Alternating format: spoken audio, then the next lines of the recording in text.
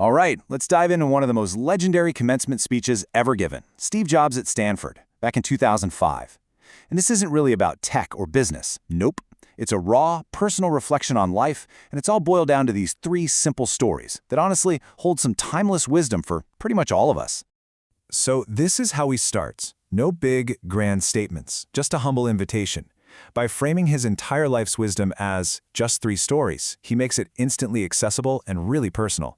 And it's that simplicity, that radical lack of ego right at the start. That's what gives his message so much power. Okay, so his first story, it's all about connecting the dots. It's this really profound lesson on how events that seem totally random can end up shaping our destiny. And really, it's about why you have to trust the journey, even when you have no idea where the path is leading. So, this all starts when Jobs is just 17 years old. He gets into Reed College, which was so expensive it was basically draining all of his working-class parents' savings. And what's worse, he had absolutely no clue what he wanted to do with his life. So he's feeling lost, he's feeling guilty, and he makes this really scary decision. He drops out. And this, right here, this perspective is so key. I mean, think about it. In that moment, dropping out must have been absolutely terrifying. It probably felt like a huge public failure. But looking back on it, he realized it was one of the most important, most liberating choices he ever made. It literally set the stage for everything to come. So once he officially dropped out, he was free. He didn't have to take all those required classes that didn't interest him at all. And what does he do with this newfound freedom? He follows his curiosity of all things straight into a calligraphy class. Now, at the time, this must have seemed completely useless, right? I mean, what's the practical, real-world application of calligraphy? And boom, here's where the dots connect. Fast forward 10 years, he's designing the very first Macintosh computer. And all those lessons about serif and sans serif fonts, they come flooding back. That one, single, useless class is the reason the Mac had beautiful typography. And honestly, it's why all our personal computers do today. A random bit of curiosity became a world-changing feature. And that brings us to the crucial point of this first story. You just can't connect the dots looking forward. You can't. You can only do it looking backwards. It's impossible to plan out every single step and know how it's all going to fit together. So Jobs argues that you have to trust in something. Call it your gut, destiny, life, karma, whatever you want. Because that trust, that's what gives you the confidence to follow your heart, especially when it leads you way off the beaten path.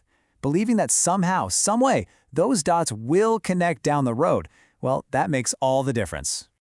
All right, on to story number 2. This one shifts gears to love and loss. And it's this incredibly powerful lesson about passion, about failure, and about how sometimes hitting rock bottom can actually be the best thing that ever happens to you. I mean, the trajectory here is just wild. You go from a garage startup to a $2 billion company in just a decade. And then, right at the peak of his success, right after releasing the Macintosh, the board sides with the CEO he hired, and boom, Steve Jobs gets fired. From his own company. And it was all incredibly public. Wow, you can just feel the weight of that, can't you?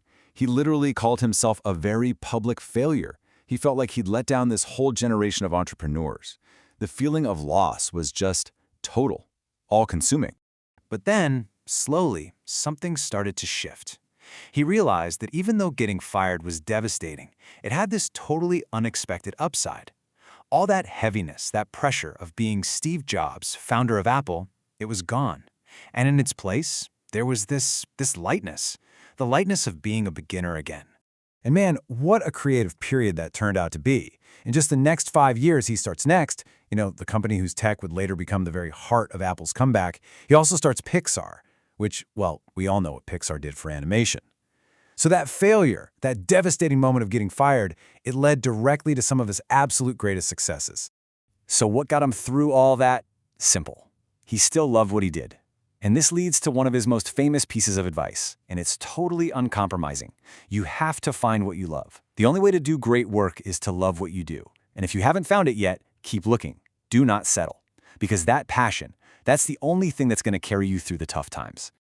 Okay, his third and final story. This one's probably the most profound of them all. It's about death, and how using the reality of death as a daily reminder can be the ultimate tool for living a life that is 100% your own.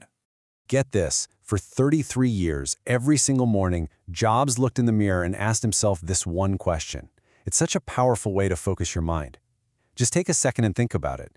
How would you answer that question for today? And this wasn't just some deep philosophical thought experiment. No, this was his practical, day-to-day internal compass. If the answer was no for too many days in a row, that was his signal. That was his alarm bell telling him something needed to change. Big time. And his logic here is just so clarifying. When you remember you're going to die, all the other stuff, all the external expectations, the pride, the fear of embarrassment or failure, it all just falls away. Like he says, you realize you are already naked. There's no reason not to follow your heart. You literally have nothing to lose. And then he completely reframes the whole concept of death. He calls it very likely the single best invention of life. It's not something to fear, it's life's change agent. It's the thing that clears out the old to make way for the new. And he's very direct about it. Someday, soon enough, we will all be the old that gets cleared away.